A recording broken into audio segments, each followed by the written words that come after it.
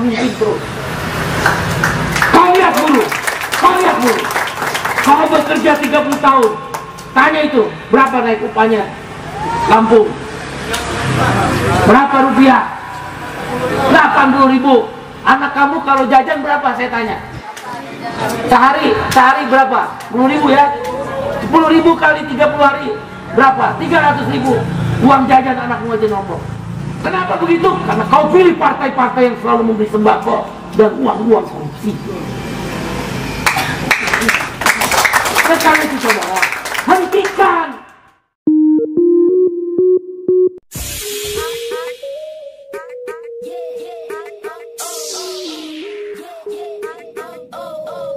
Berkata, Tuhan, siapa yang bisa lawan? Wahai Tuhan, dia yang membolak-balik hati manusia. Bila dia telah berkata jadi, maka fayakun jadi. Nih orang remehin partai buruh, lembaga survei ngancurin partai buruh. Elektabilitas itu tingkat keterpilihan. Rakyat memilih partai politik itu diukur namanya elektabilitas. Kalau mau lolos ke Senayan DPR RI, elektabilitasnya harus 4%. 4% dari apa Bung Iqbal? Suara sah nasional. Partai buruh sudah menghitung akurasi ya, insya Allah 149 jutaan. Katakanlah kita bulatkan 150 juta. Itu suara sah nasional. Kalau 4% berarti kita harus mengambil 6 juta suara di seluruh Indonesia, di 38 provinsi, di 514 kabupaten kota, dan di 84 dapil DPR RI. Kalau DPR RI-nya dapat, itu pasti, misal Bang Erwin DPR RI Lampung 1, itu pasti DPRD-nya pasti dapat 3. Karena untuk mendapat DPR RI berapa jumlahnya? 150 ribuan. Kalau dia 150 ribu, itu 3 DPRD. DPRD provinsi, DPRD kabupaten kota berapa? 10. Orang miskin, muka-muka yang tertindas. Saya kasih tahu sama kamu ya, saya kasih tahu sama kamu. Orang miskin pikirin orang miskin. Nggak mungkin orang kaya pikirin kamu. Kalau memang partai-partai itu mikirin kamu, kenapa ada outsourcing? Manusia tidak boleh menghamba kepada manusia. Manusia hanya boleh menghamba kepada Tuhan. Manusia yang hamba kepada manusia disebut budak. Bahasa Inggrisnya slavery. Tanya itu partai-partai agama. Saya nggak menyerang partai. Kalau memang mereka mengaku partai agama atau partai nasionalis religius, kenapa mereka pro kepada budak? Manusia tidak boleh menghamba pada manusia. Manusia hanya boleh menghamba pada Tuhannya. Itu konsep dasar ketauhidan semua agama. Semua. Kalau memang mereka partai agama dan mengaku partai nasionalis religius, kenapa mereka ada omnibus law melegalkan budak? Outsourcing itu budak. Saya ahli government body. Cakep-cakep gini, cakep nggak saya pakai topi ini? Bercanda. Jelek-jelek gini saya ini 3 kali atas dukungan kamu dan izin Allah, izin Tuhan. Saya ini salah satu pengurus pusat Perserikatan Bangsa-Bangsa ya Pak Soleman ya. Kantor saya di Geneva. Setahun saya 4 kali. Saya kalau ya ILO, International Labour Organization, Badan Perburuhan Dunia. Kalau seminar saya duduknya dengan Menteri Keuangan Jerman, Menteri Tenaga Kerja Amerika. Kalau ini mah udah Bupati Bandar Lampung aja udah seneng ini. Wali kota. Cuma saya mau pemerintah dikecilin. Karena kalau saya digedein sama media, menang partai buruh. Ayo tarung. Ketua Umum Golkar, tarung masa tentang ide ekonomi. Ayo tarung. Ketua Umum PDIP, Ketua Umum Gerindra, saya berani tarung tentang gagasan ekonomi. Gagasan tentang wawasan dunia.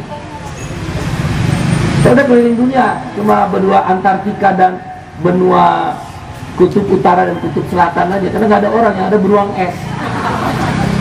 Ini bukan ingin sombong, biar kamu tahu bahwa partai ini dipimpin oleh tingkat dunia nih.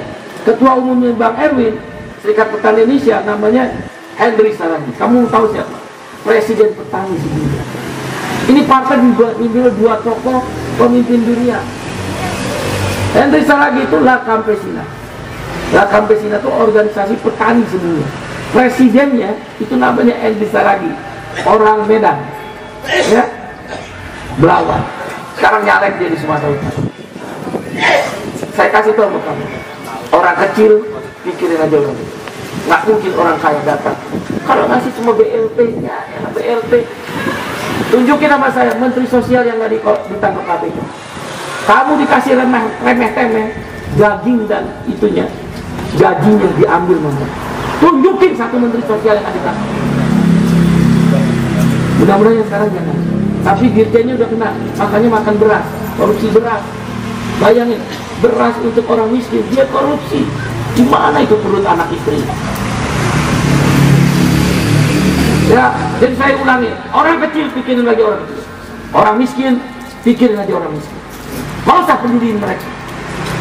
Mereka datang hanya butuh ketika pemilu, kamu dikasih sembako, saya kasih sama kamu, haram. Itu uang korupsi, haram kamu terima sembako mereka. Saya kasih tahu. Tapi kalau kamu terima, ya kamu bilang aja sama Allah, ya Allah, saya nggak ngerti ini uang dari mana, nah, itu gugur. Tapi saran saya jangan diambil. Masa kamu gak punya harga diri sih, sembako minyak cuma 1 liter, 2 liter. Saya ditanya di Banten, Bung Iqbal, saya udah datang ke konstituen, saya udah ketemu ibu-ibu, saya udah ketok pintu bapak-bapak, saya udah ketemu para buruh. Habis itu mereka bilang dukung. Setelah saya pulang, partai koruptor itulah yang memimpin terus. Kau lihat buruh. Kau bekerja 30 tahun, tanya itu berapa naik upahnya Lampung? Berapa rupiah? 80.000. Anak kamu kalau jajan berapa saya tanya? Sehari berapa? 10.000 ya? 10.000 kali 30 hari berapa? 300.000. Uang jajan anakmu aja nombok. Kenapa begitu? Karena kau pilih partai-partai yang selalu memberi sembako dan uang korupsi. Sekali itu saudara, hentikan.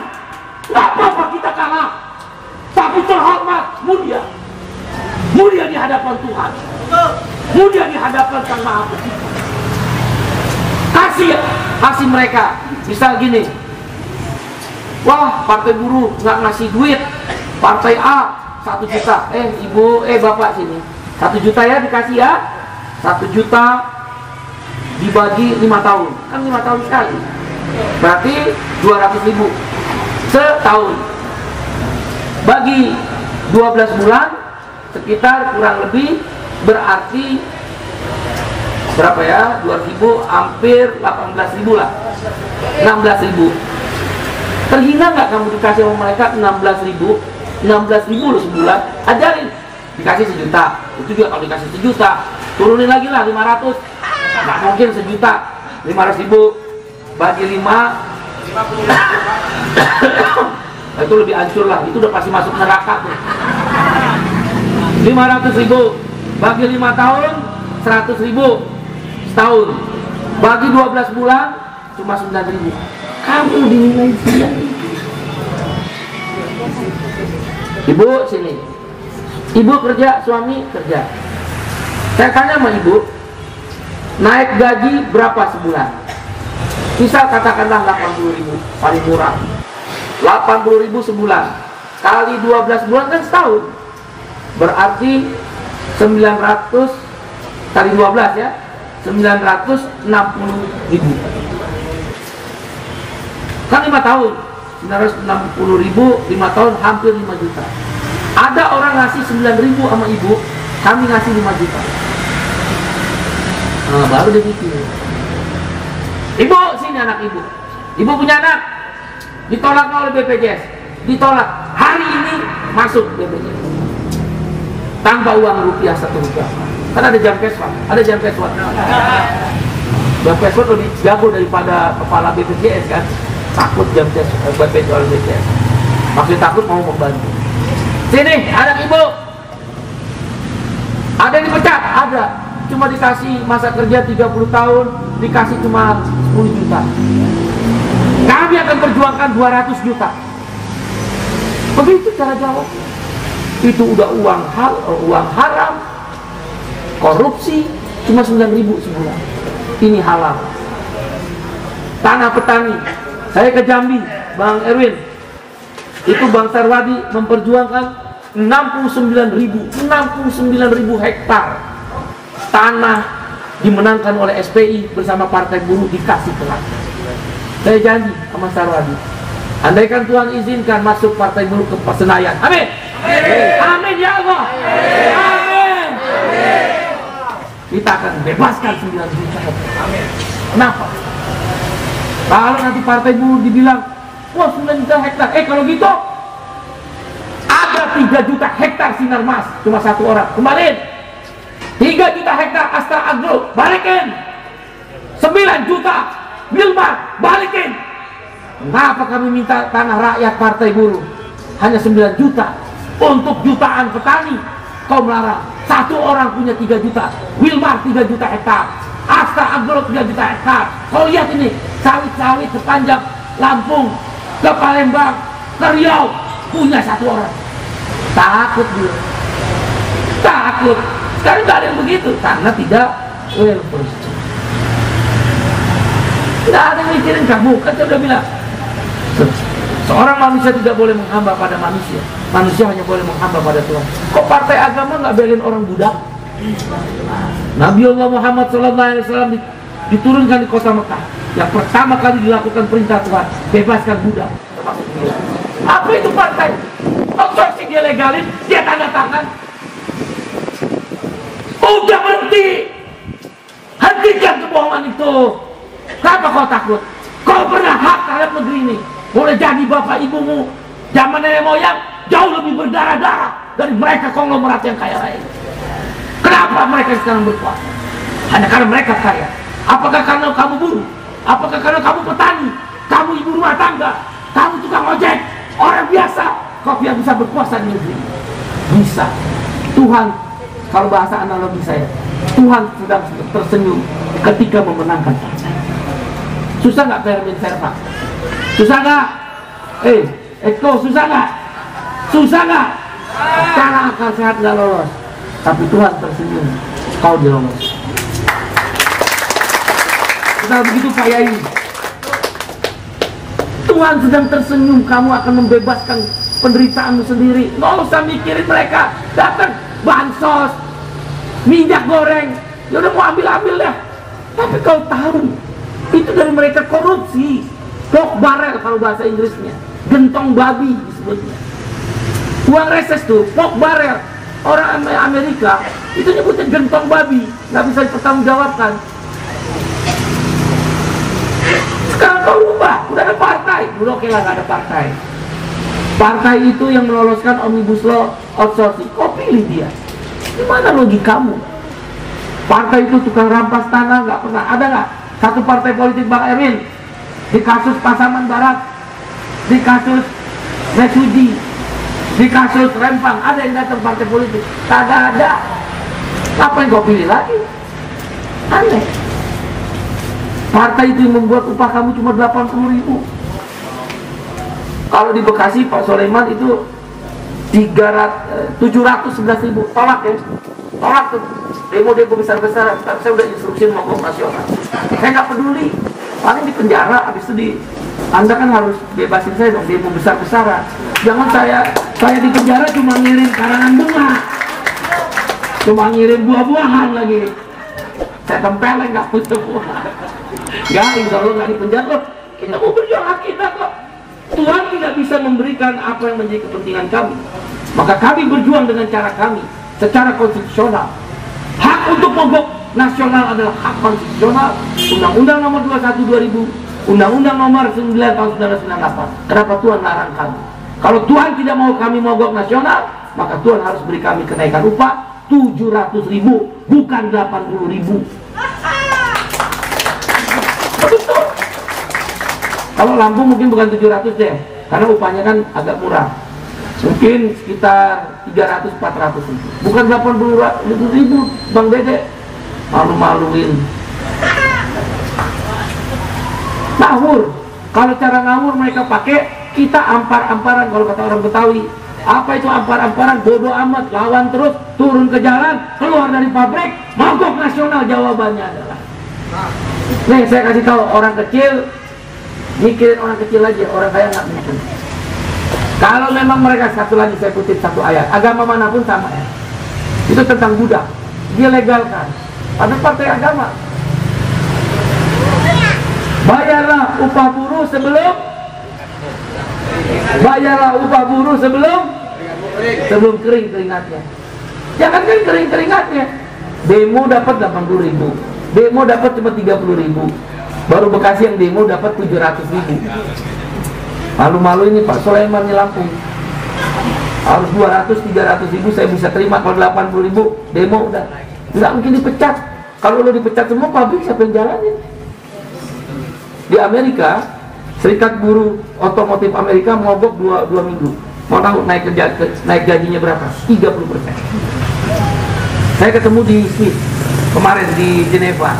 Saya ketemu dengan penasehat Presiden Brazil, Lula da Silva, Presiden Brazil.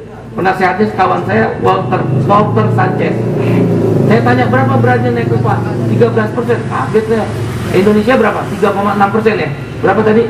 3,1%. Brazil 13%. Nggak pakai demo. Kenapa? Presidennya partai buruh. Kalau presiden partai buruh 2034, insya Allah Presiden Republik Indonesia berasal dari partai buruh. Sama. Lah, Lula itu apa lihat?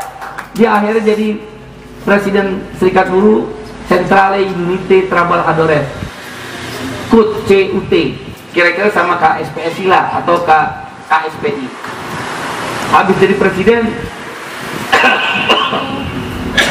habis jadi presiden partai buruh, dia pikir, loh ini apa-apa nih? Saya kerja 30 tahun, motor kredit, rumah kredit. Loh nanti kalau saya nggak kerja lagi, anak saya sekolah gimana? Pasti kan saya jual motor saya kredit, rumah yang kredit. Maka Lula bilang ini harus dilawan secara politik. Enggak. Loh, Anda masuk surga, Riko, menawarkan ini pun masuk surga aja. Lolos DPR RI, niatnya udah baik. Jadi Lula marah. Wah, kalau gitu gue pergi ke petani.